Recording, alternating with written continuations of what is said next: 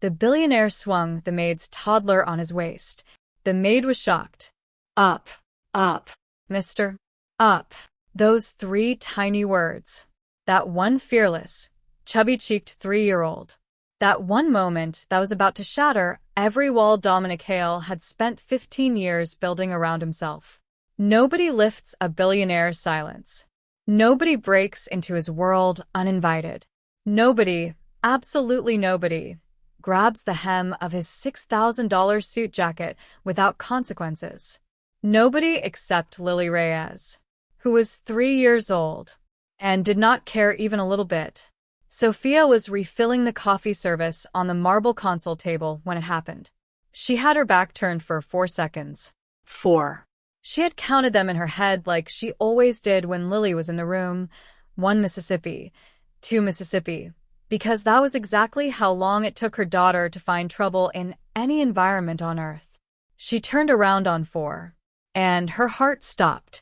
Lily was standing directly in front of Dominic Hale, the Dominic Hale, founder of Hale Industries, the man whose name was on 3 buildings in the city alone, with both arms stretched straight up toward him, fingers spread wide, face tilted back, grinning like he was a carnival ride she had been waiting in line for. Up, mister. Spin me. Spin me up. Sophia moved. Fast. Lily, oh my God, Lily, come here right now, baby, come to mama. She crossed the room in 6 steps, her voice a sharp, horrified whisper, the kind of whisper that is basically a scream wearing a disguise. She reached for her daughter's hand, but Lily sidestepped her. Because apparently today was the day Sophia's toddler decided to develop evasive maneuvers. Dominic hadn't moved yet. He stood by the floor-to-ceiling window with the whole Manhattan skyline behind him like a painting, still holding his phone, still in his suit, still wearing that expression his assistant Marcus privately called the glacier face, the one that gave nothing away, ever, to anyone. He looked down at Lily. Lily looked up at him.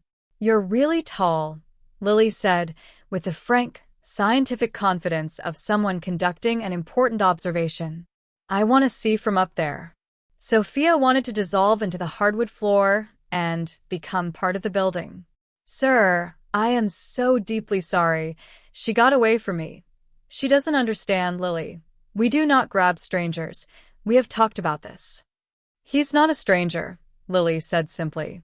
He has nice shoes.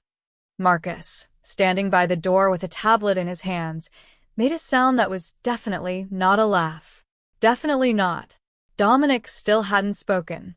His glacier face had done something strange. It hadn't cracked exactly. It had just paused, like a clock that stopped mid-tick. Like something behind his eyes had suddenly gone very, very quiet. He crouched down. All 6'2" of him, in that perfect dark suit, lowered himself to the level of a 3-year-old with a juice stain on her yellow dress. Sophia stopped moving, stopped breathing, stopped functioning as a normal human being. You want to spin fast or slow? Dominic asked. His voice came out low, careful, gentle in a way that sounded almost rusty, like a door opening that hadn't been opened in a long time. Lily didn't even hesitate. Fast. And Dominic Hale, the most feared name in American business, the man who had made a Fortune 500 CEO apologize to him in writing, stood back up, reached down, and lifted Sophia's daughter onto his hip. Like he had done it before. Like his arms remembered how.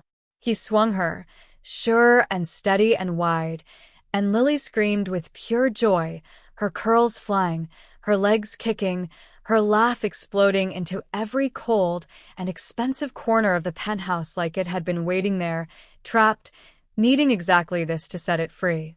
Sophia stood completely still. Her hands were shaking. Her eyes were burning. She was pressing her lips together so hard they'd gone white because she was not going to cry in this man's home, in front of this man, on the job she had fought for and needed and could not afford to lose. She didn't understand what she was seeing. She didn't understand the look on his face when he held her daughter. She didn't understand the way his jaw had tightened, the way something moved behind his eyes like a shadow crossing water, there and gone before she could name it. She didn't understand any of it. Not yet. Sophia Reyes had taken the housekeeping position at Hale Tower 8 weeks ago. Before that, a diner in Queens, split shifts, tired feet, a studio apartment with a window that didn't close all the way in winter. She was 28 years old, and she had learned early that the world was not in the habit of offering soft landings. But this job paid 3 times what the diner paid. The hours were structured. There was a small staff quarters on the 14th floor, which meant no more freezing studio. The agency had been very clear. Mr. Hale's penthouse, Monday through Friday, 7 to 3. He values discretion above everything. He does not like disruption. He does not like noise. He does not like surprises. Sophia had nodded at all of that and thought, I have a 3-year-old. She'd almost talked herself out of it. Almost called the agency back and said she wasn't the right fit. But then the heating had gone out in the studio for the 3rd time that winter, and Lily had slept in her coat, and Sophia had called them back and said she'd take the job. She hadn't told them about Lily right away. That was the part that kept her up at night. She'd been honest eventually. She had gone to the house manager, a calm woman named Diane, and explained the situation carefully. Her regular childcare fell through on Thursdays. It would only be Thursdays. Lily was quiet, Lily was relatively quiet. Lily was a child who existed in the world with enthusiasm, but Sophia would keep her close. She would bring activities. It would not be an issue, she promised. Diane had looked at her for a long moment and then said, Mr. Hale is not here on Thursdays. He's at the downtown office. As long as the work gets done, I don't see what I don't see. Today was Thursday. Except today, for the first time in 8 weeks, Dominic Hale had come home early. He set Lily down gently after the 3rd spin. She landed on her feet, grabbed his pants leg for balance, and looked up at him with those serious eyes. Again, she said. Lily, Sophia said, her voice cracking on the word. One more, Lily negotiated. Peas. Something moved across Dominic's face again. Fast. Gone. Not right now, he said quietly. He straightened up and finally looked at Sophia, really looked at her, and she braced herself for it. The anger, the cold dismissal, the professional end of everything. He said, How old is she? Sophia blinked. 3. She just turned 3 in. What's her name? Lily. He nodded slowly. Once. Like he was filing something away. Then he looked back down at Lily, who was still holding his pants leg and watching him with the unblinking patience of someone who is absolutely planning to ask for another spin in approximately 45 seconds. And Sophia could have sworn, that for just one fraction of 1 second, Dominic Hale's eyes went glassy. He cleared his throat. Don't apologize, he said to Sophia. His voice was back to its normal register now, low, controlled, no entry points. Finish your work. I'll be in the study. He walked away. And Sophia stood there in the middle of the most expensive living room she had ever been inside, with her daughter tugging on her apron and saying, Mama, that man is my friend now, and felt the strangest, most unsettling feeling she had experienced in a long time. The feeling that something had just started. Something she didn't have a name for yet. Something that, by the time she understood it, was going to change absolutely everything. She watched him for the rest of that Thursday. She didn't mean to. She was professional. She kept her eyes on her work. She was the kind of person who understood that a job like this came with invisible walls that you did not walk through, did not lean on, did not even look at too hard. But it was difficult not to notice things when you were trained, by years of surviving on close observation, to notice things. And what Sophia noticed about Dominic Hale on that Thursday afternoon was this. He was not okay. Not in an obvious way. Not in a way that Marcus seemed to register, or Diane, or the 2 security men who rotated through the lobby downstairs. He functioned perfectly. He took 3 calls in the study. She could hear his voice through the closed door, crisp, decisive, the voice of a man who had the answers before the questions were finished. But twice, she saw him through the half-open study door standing completely still at the window. Not working. Not on his phone. Just standing, looking out at the city with his hands loose at his sides, like something had momentarily switched off inside him. And once, just once, she heard him say something so quiet she almost missed it. She was in the hallway, collecting linens, when the study door drifted open an inch further, and she heard him say, to no one, to the window, to the city, to whatever it was that lived in the quiet parts of him. She'd have been 4 next month. Sophia went still. Her hands stopped moving over the linen shelf. She didn't understand it. She wasn't supposed to understand it. It wasn't her sentence to hear or her grief to interpret.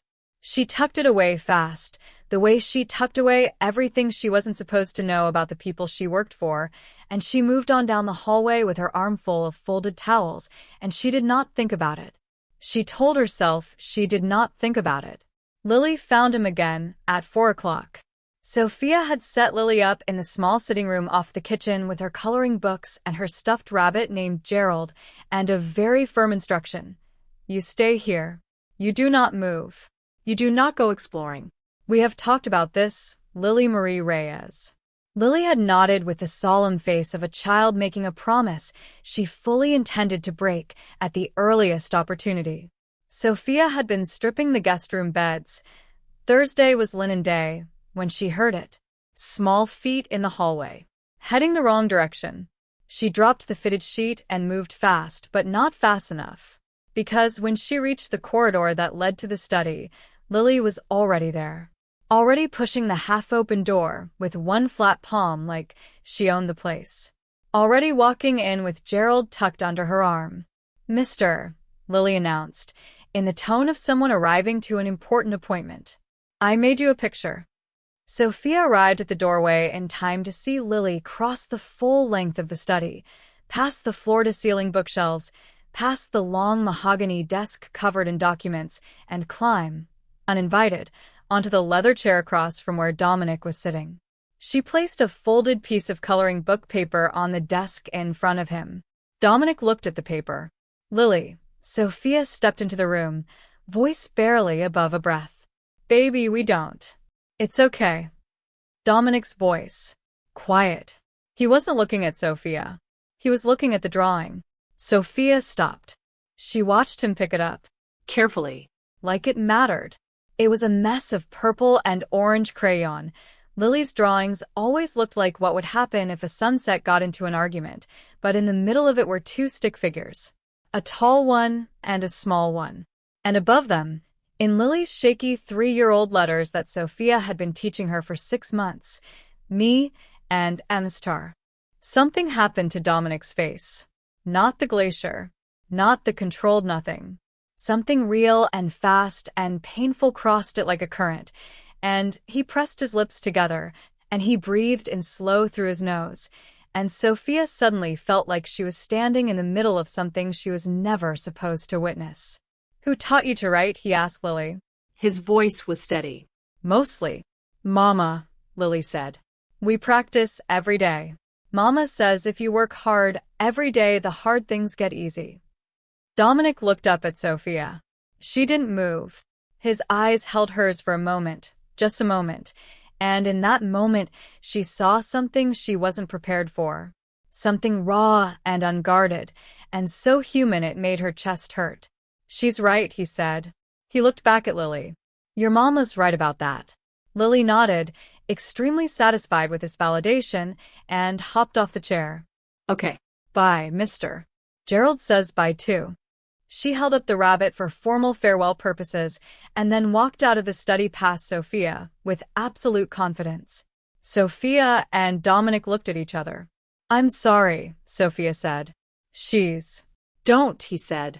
Not harshly, almost wearily. Don't apologize for her. He looked back down at the drawing. And Sophia, standing in that doorway with her heart doing something complicated in her chest, made a decision she didn't fully understand yet. She decided not to ask for Thursdays off. 2 weeks passed. In those 2 weeks, Dominic began coming home early on Thursdays. Nobody said anything about it. Marcus rearranged the calendar without comment. Diane said nothing.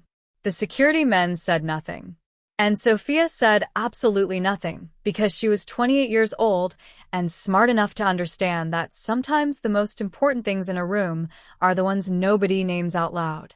Lily, for her part, had fully adopted Dominic Hale as a fixture in her life. She brought him drawings. She told him about Gerald's various medical emergencies. She gave him detailed reports on her coloring progress. She once spent 11 minutes explaining the plot of a cartoon with such intensity that Marcus, passing the open doorway, had stopped walking entirely and just stood there listening. And Dominic, who did not do warmth, who had been described in 3 separate magazine profiles as formidably private, who had not been photographed smiling in 4 years, sat through every single one of these reports with his full attention. Sophia watched it happen the way you watch something grow. Too slowly to see the movement, but one day you look and it's completely different from what it was. She was terrified by it. Not of him. She had stopped being afraid of him.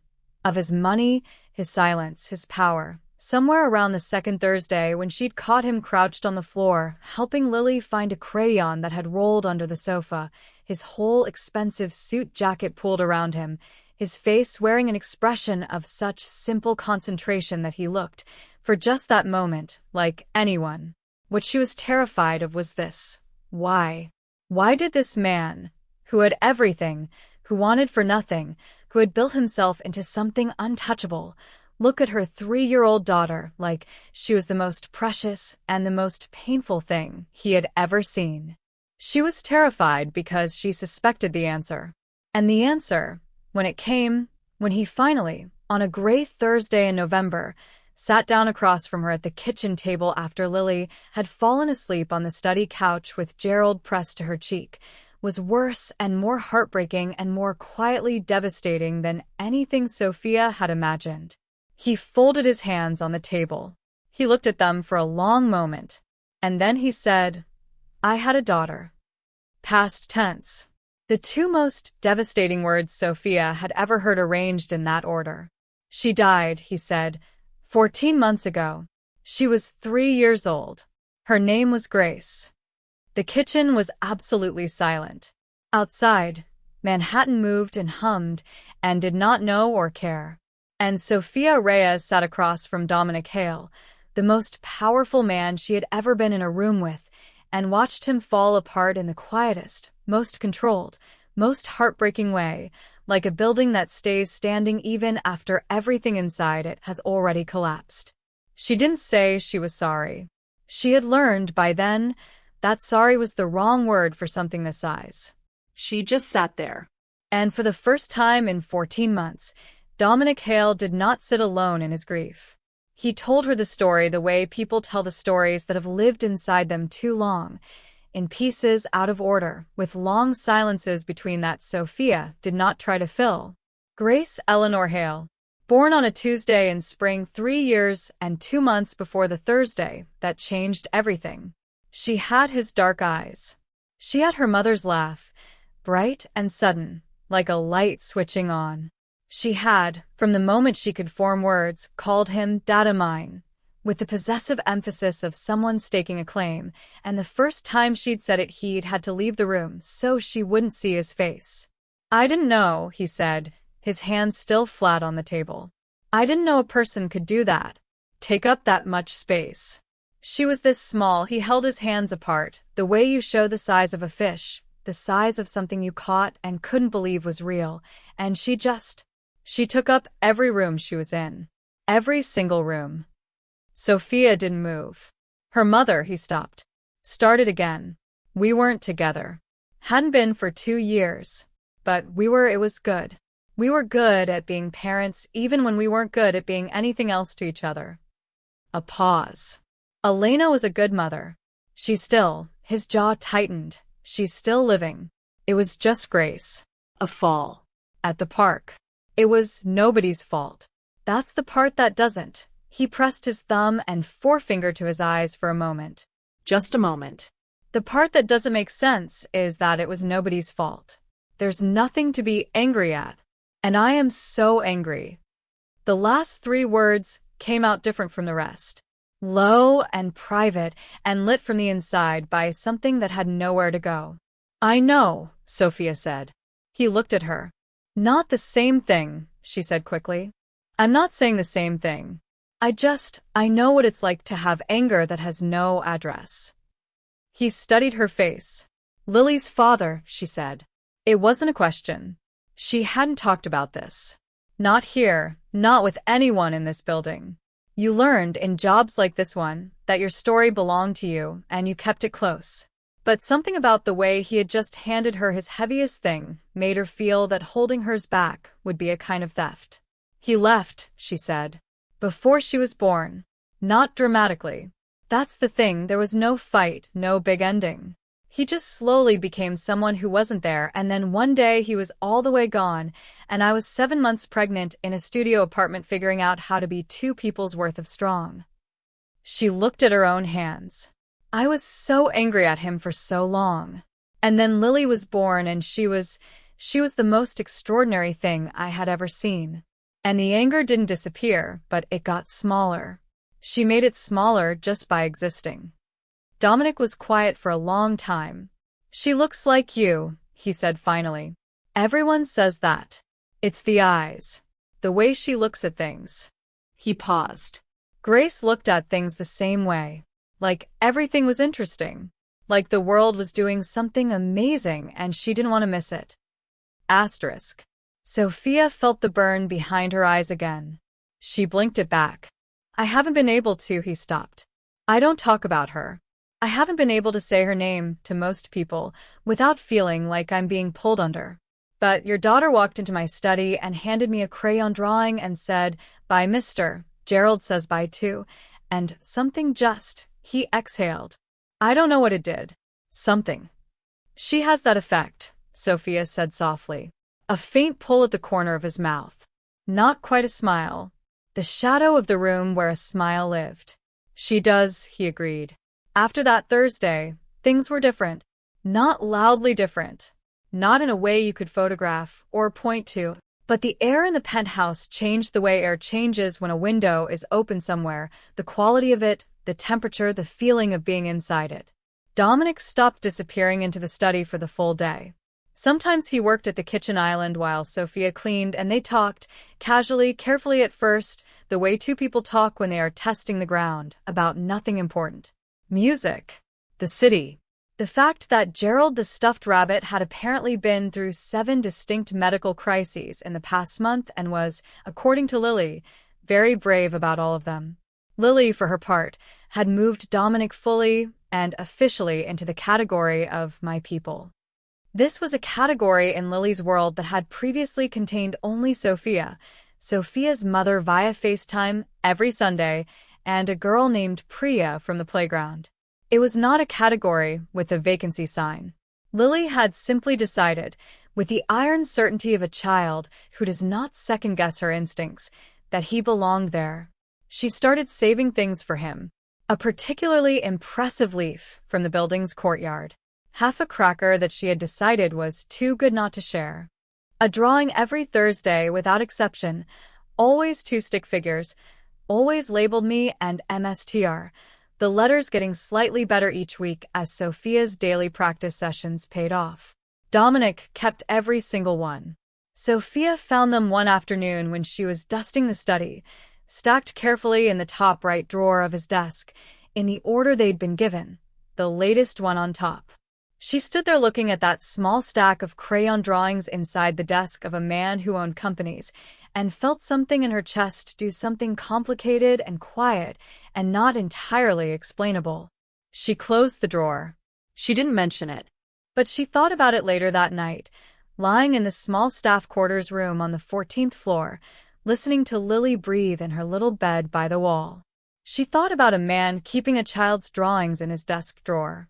She thought about grief and how it moves through people, how it doesn't leave but changes shape, how sometimes it finds a strange and sideways exit. She thought about how lonely he was. It wasn't a conclusion she'd jumped to. She'd arrived at it slowly, the way you arrive at the end of a long road, looking up and realizing you've come much further than you noticed.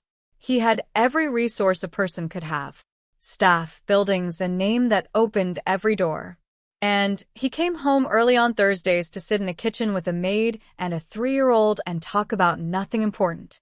That was loneliness. Not the dramatic kind. The quiet, furnished, well-dressed kind that is almost harder to see because it wears such nice clothes. Sophia understood loneliness. She had lived inside it for years. The specific loneliness of doing everything alone, of being strong because there was no alternative, of lying awake calculating what you could afford and what you couldn't, and arriving always at the same answer. She didn't pity him. She would never have dared to pity Dominic Hale, and even if she had dared, he wouldn't have wanted it. But she understood him. And something about being understood, she had learned this from the inside out, was the most disorienting thing a lonely person could experience. It was Marcus who first said something. Not to Sophia. To Dominic. On a Friday morning, 3 weeks after the kitchen table conversation, when Sophia was nowhere near the study and could not have heard it, but Diane, who had excellent hearing and was walking past the closed study door with a stack of correspondence, heard enough. She told Sophia that evening, sitting in the small staff kitchen on the 14th floor with 2 cups of tea between them. Marcus told him he seemed different. Diane wrapped both hands around her mug. Said he hadn't seen him like this since before. Before what? Sophia asked, though she already knew. Before Grace. Diane looked at her over the rim of her cup. He said it like it was a good thing, Sophia. Like he was relieved. Sophia stared at her tea. And what did Mr. Hale say? He said, "Mind your own business, Marcus." Diane smiled. Which from him is basically a confession. Sophia didn't say anything for a moment. Diane. She set her cup down. I need to ask you something, and I need you to be honest with me. I'm always honest with you. Is this? She pressed her lips together. Am I putting my job at risk? With the Thursdays and Lily being, am I crossing something I shouldn't be crossing? Because I have to know. I need this job. Lily needs. Stop. Diane said it simply, without drama. That man hasn't smiled in 14 months. Last Thursday, I heard him laugh in the kitchen. An actual laugh. She picked up her cup again. You're not crossing anything. You're doing something that nobody else in that penthouse has been able to do. You're making him remember that he's still alive. Sophia looked at her. That's not my job, Sophia said quietly. No, Diane agreed. It's not. She let that sit there. Sophia took it home with her to the 14th floor and lay awake with it for a long time. The Friday after that, Dominic was working from the penthouse for the full day. Sophia arrived at 7 with Lily. It was a teacher training day at the childcare, another scheduling collision she'd been quietly panicking about for a week, and she had already prepared her explanation, her apology, her offer to come back Monday instead. She got as far as the elevator. The doors opened on the penthouse floor, and Dominic was standing in the hallway. He had his jacket off. He was in a white shirt, sleeves rolled to the elbow, reading something on his phone. He looked up when the elevator opened. He looked at Lily. Lily, who had been half asleep against Sophia's shoulder, lifted her head.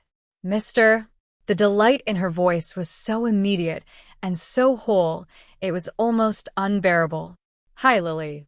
I brought Gerald. He's feeling better now. It was just a cold. I'm glad to hear it. I drew you a horse. I'd like to see that. Sophia stood there with her apology fully prepared and entirely useless. Mr. Hale. Sophia. He looked at her directly. He had, she'd noticed over the past weeks, stopped using the cooler distances he'd used in the beginning, Ms. Reyes, if you would. He said her name like it was just a word. Like she was just a person. Like the 12 floors between their apartments and the one-sided nature of their professional arrangement was something he had chosen to stop pretending was the only thing true in the room. It's fine, he said. I'm here all day. She can stay. She'll be disruptive. I know. He said it like he didn't mind. Like maybe that was, in fact, the point. He turned and walked back toward the kitchen. Lily looked up at Sophia with absolute triumph. Sophia looked back down at her daughter and thought, "You have done something here that I don't fully understand yet," and hitched her up on her hip and followed Dominic Hale into his kitchen for a Friday that felt dangerously, thrillingly, terrifyingly like something that had a different name than work. By noon, the penthouse looked nothing like itself. Gerald had been assigned a spot on the kitchen counter. "He likes to watch," Lily explained, and Lily was installed on a tall stool with a fresh set of coloring supplies that Dominic had produced from a bag that had appeared on the counter at 9 a.m. Sophia had looked at the bag and then at him, and he had said, not making eye contact, "She went through most of the orange last week," and Sophia had turned back to the coffee service very fast because her face was doing something she didn't want him to see. Lily narrated her artwork for the entire morning, loudly, in great detail, with occasional requests for second opinions. She asked Dominic twice to help her color inside the lines, which he did, cross-legged on the kitchen floor next to her stool, his expensive Friday shirt now featuring a small but definitive green crayon mark on the left cuff. He didn't notice. Or he noticed and didn't care. Sophia couldn't tell which, and both possibilities did complicated things to her composure. At 12:15, Lily ate half a grilled cheese, declared the other half for Gerald, and fell asleep on the study couch with the swiftness and totality that only small children are capable of, vertical to horizontal in 40 seconds, out completely, not a trace of consciousness remaining. Sophia tucked a blanket around her. When she came back to the kitchen, Dominic was at the island. 2 plates on the counter. Actual food, not delivered in a bag, but made, or at least assembled, by human hands in the past 20 minutes. Sandwiches cut properly, with something that looked like effort behind them. Sophia looked at the plates. "You don't have to," she started. "I know," he said. Again. In the same way. She sat down. They ate. And in the long, easy quiet of that Friday kitchen, with Lily asleep in the next room, and Gerald watching from the counter, and the city doing its distant, indifferent thing outside the windows, something shifted between them. Not loudly, not with announcement, but shifted. The way tectonic things shift. Deep and slow, and entirely permanent. 2 months. 2 months of Thursdays and now occasional Fridays and one Wednesday when a pipe burst in the 14th floor staff quarters and Dominic said, without asking anyone's opinion, that Sophia and Lily would stay in the guest suite until it was fixed, which took 4 days, and during those 4 days Lily slept in a bed approximately twice the size of their entire former studio apartment and woke up every morning yelling, "Mr." until he appeared in the kitchen doorway with coffee for Sophia and the specific orange juice that Lily preferred, which he had apparently memorized. 2 months of drawings in the desk drawer. 2 months of Sophia learning the particular shape of his grief, how it moved through him, when it was quiet, when something small would catch it and pull it suddenly to the surface. A Tuesday in October when they passed the children's section at the back of a bookstore Lily had pulled them into. Us, Sophia had started to think. Us, and had stopped herself, and then started again, and he had gone quiet for 20 minutes after. A song on the kitchen radio that he'd turned off so fast the gesture was almost violent. 2 months of him learning the shape of her strength, the way she managed everything without making it look managed, the calculations that ran behind her eyes that she thought were invisible and he saw clearly, the way she held Lily on her hip and the world on the other one, and didn't put either down. They had not talked about it. Not the shift. Not the thing that the kitchen had become. Not the way he said her name. Not the fact that 4 days of the guest suite had turned into 8 because the repair took longer than expected and neither of them had mentioned the timeline since day 4. They had not talked about it because talking about it would make it a thing that had a shape, and things with shapes could break. And then, on a Thursday morning in November, Sophia arrived at the penthouse and found Dominic in the kitchen with 2 cups of coffee already made and an expression on his face that she recognized immediately as the expression of a person who has decided to say the thing. She set Lily down.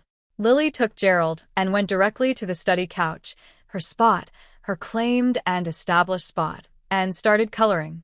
Sophia sat down. She looked at the coffee. There's something I need to tell you, Dominic said. Her stomach tightened. Okay, she said. I want to be honest with you. About. He looked at the cup. About what this is. What it's become. Because I think you deserve to know what I'm. His phone rang. He looked at it. His jaw moved. Don't answer it, Sophia said. He looked at her. She held his gaze and something steady moved between them, like a current finding ground. Whatever you were going to say it first. He put the phone face down on the counter. He looked at her for a moment, really looked at her, and Sophia felt the strange, full-body awareness of being seen by someone who looked carefully, who had spent 2 months looking carefully. I'm not in a position, he said slowly, to offer you anything simple. My life isn't. There's a level of attention, scrutiny, that comes with, I'm not explaining this well. He pressed his hand flat on the counter. I've spent 14 months being completely certain that I was done. With all of it. With anything that required me to, he stopped. To what? Sophia asked quietly. To care about someone and know they could be taken.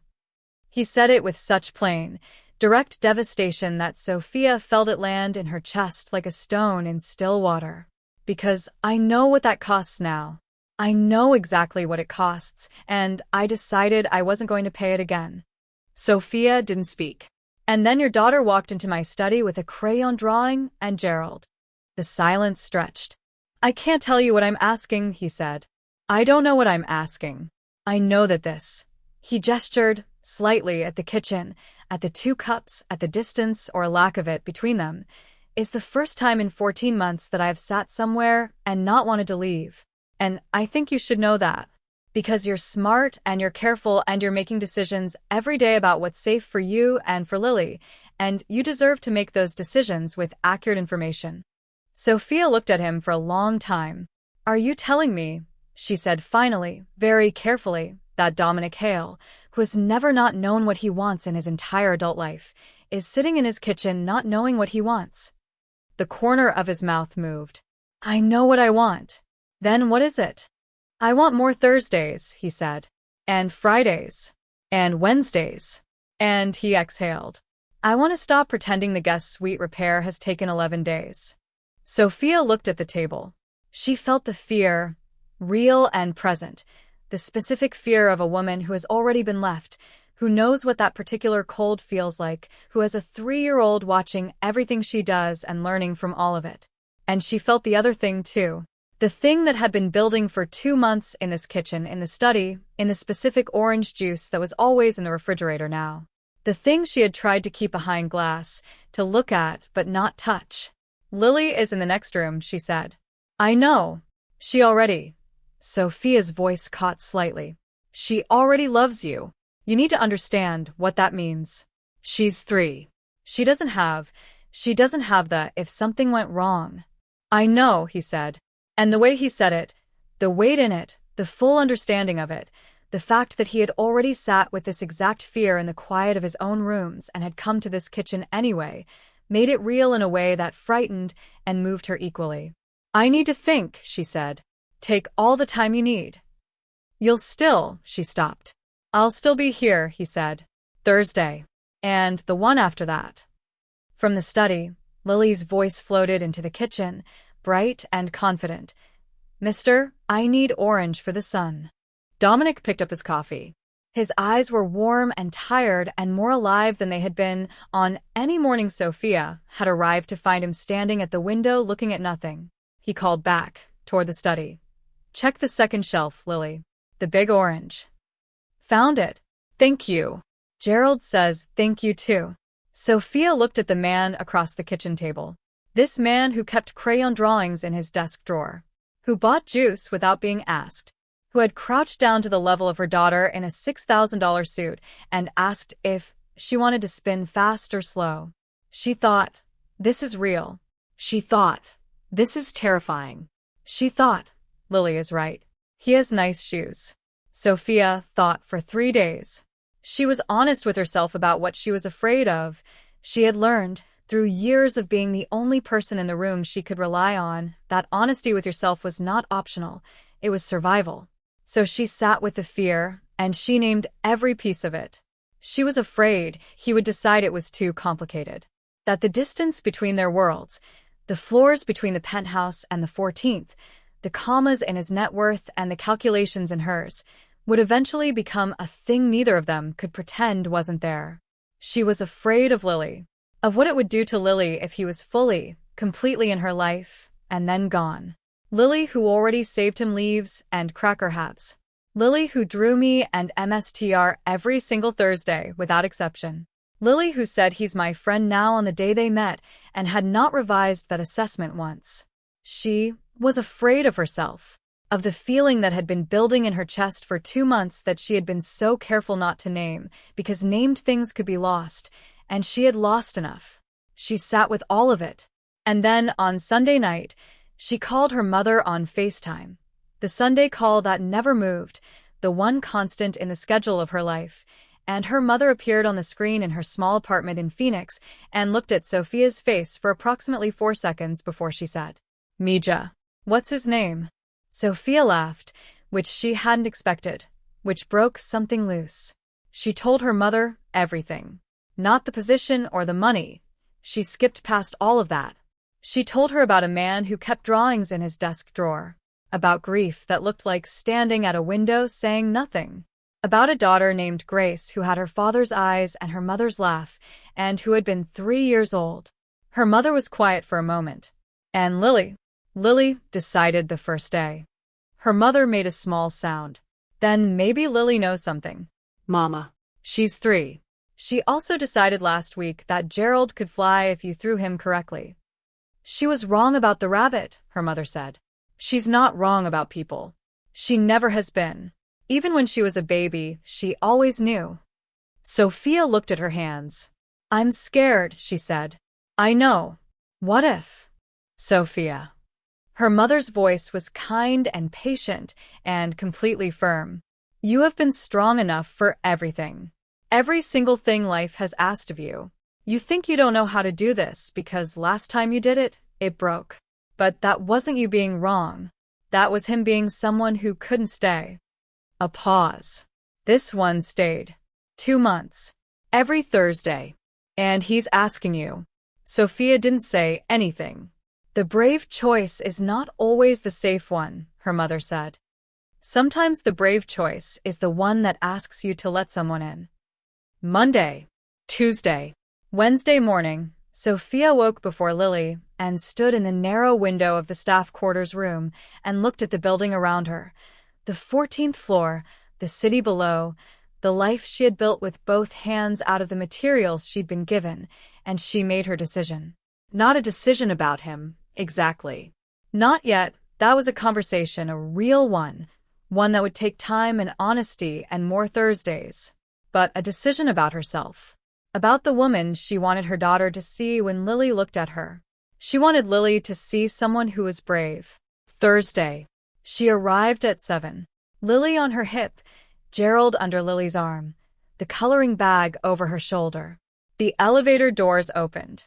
Dominic was not in the hallway. She walked through to the kitchen. He was at the island. Coffee already made. 2 cups, always 2 now, without discussion. He looked up when she came in. She set Lily down. Lily zoomed toward the study with the single-minded velocity of a child with an artistic agenda. "I'm drawing a rainbow today. A whole one." The penthouse was briefly thunderous with small feet and then quiet. Sophia stood at the kitchen island. She looked at the coffee. She looked at him. "I thought about it," she said. He waited. "I'm still scared," she said. "I want you to know that. I'm not going to pretend I'm not." "I know," he said. "I am too." She looked at him, this careful, guarded, quietly devastated man who had cracked himself open in her direction over a stack of crayon drawings and a stuffed rabbit's medical history, and she felt something in her chest uncurl slowly. The way a fist unclenches. The way cold goes out of a room. "More Thursdays," she said. His eyes changed. "More Thursdays," he said.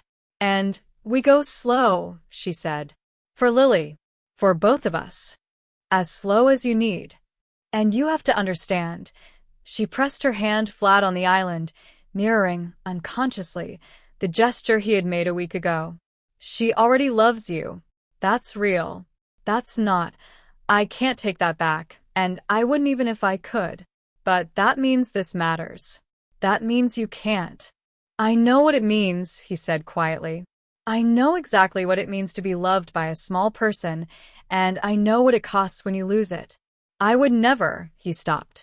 Sophia, I would never. She believed him. Not blindly. Not without fear.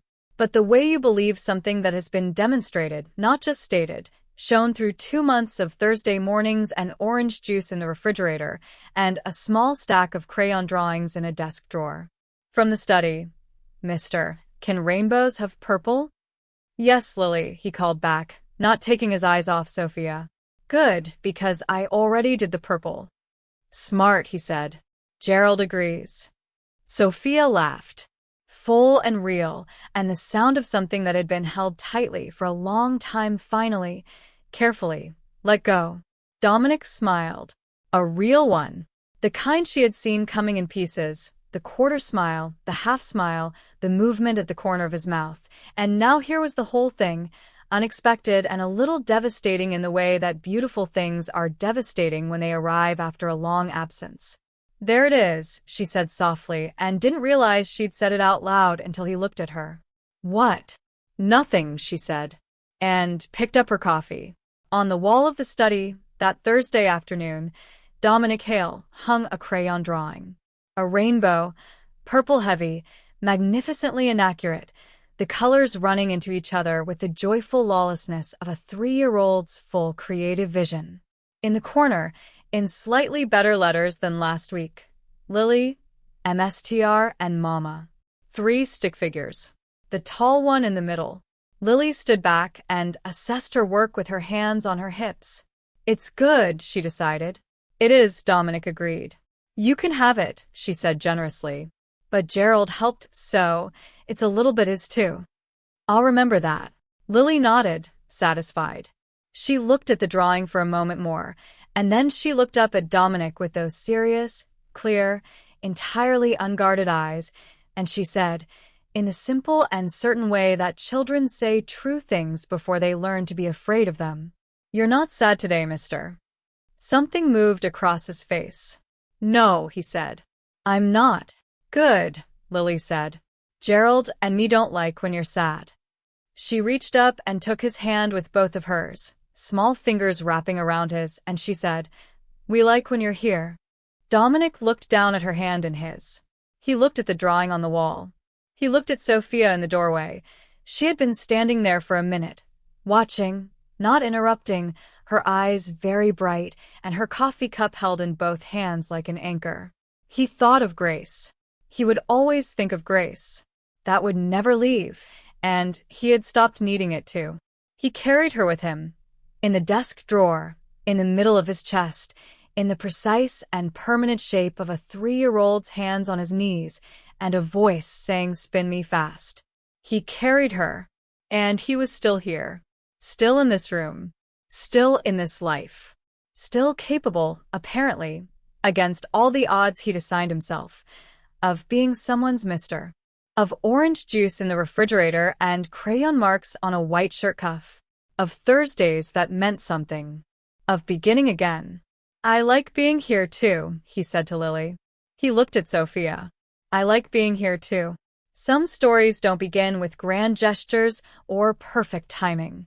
Some begin with a toddler and a crayon drawing and a stuffed rabbit named Gerald. Some begin with a door drifting open and 2 people standing on opposite sides of it, each holding something the other didn't know they needed. Some stories begin with a child saying, up, mister. Spin me, and a man who had forgotten he still could.